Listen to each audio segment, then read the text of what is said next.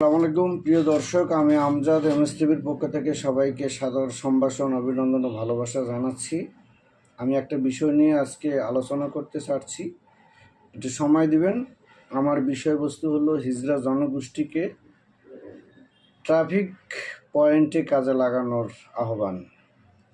তো আপনারা অবশ্যই জানেন, ঢাকাসহ সারা বাংলাদেশে বিভিন্ন ট্রাফিক সিগন্যালে হিজড়া জনগোষ্ঠীর সদস্যরা রিকশায়, গাড়িতে অনেক সময় মানুষের কাছে টাকা কেড়ে নেয়, অনেক সময় টাকা চায়, অনেক সময় জোরপূর্বকভাবে টাকা বরযাত্রীর থেকে আদায় করে, বিদেশ থেকে যারা আসে তাদের থেকে গাড়ি আটকিয়ে টাকা আদায় করে। তো এই ব্যাপারটা আমি সারা বাংলাদেশে লক্ষ্য করছি। আবার দোকানে গিয়ে চাঁদা তোলে। তো এই ব্যাপারটা নিয়ে একটু সরকারের চিন্তা করা উচিত।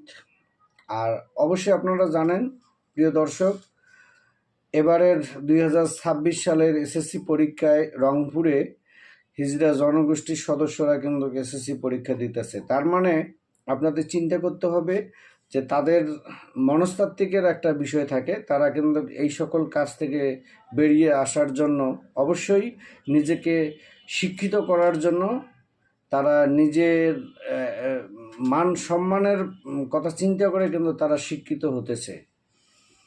কাজেই সরকারের প্রতি আমার আকুল আবেদন, এবং সমাজের যারা এই সকল কাজ করে তাদের প্রতি আমার আকুল আবেদন থাকবে তাদের নিয়ে একটু ভাবার। আর নর্মালি আমরা মানুষ কিন্তু হিজড়াদেরকে একটু এড়িয়ে চলার চেষ্টা করি বা একটু ভয় পাই।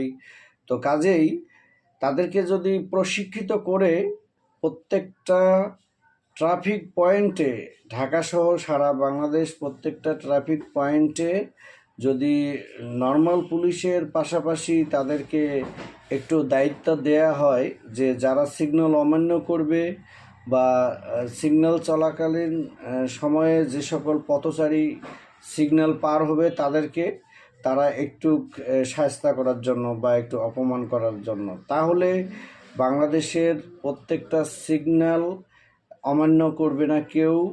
আর সিগন্যাল চলাকালীন সময়ে কোনো পথচারীও হয়তো রাস্তা পারাপার হবে না এই হিজড়াদের অপমানের ভয়ে।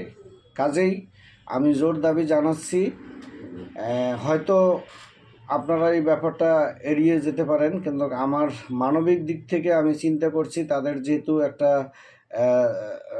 মানুষ, তারা যেহেতু একটা মানুষ, তাদের দুটো হাত আছে, পা আছে, দেহে শক্তি আছে, তারা কেন কাজ করবে না? এটাই হলো মূল বিষয়। আর সরকারের এটা অবশ্যই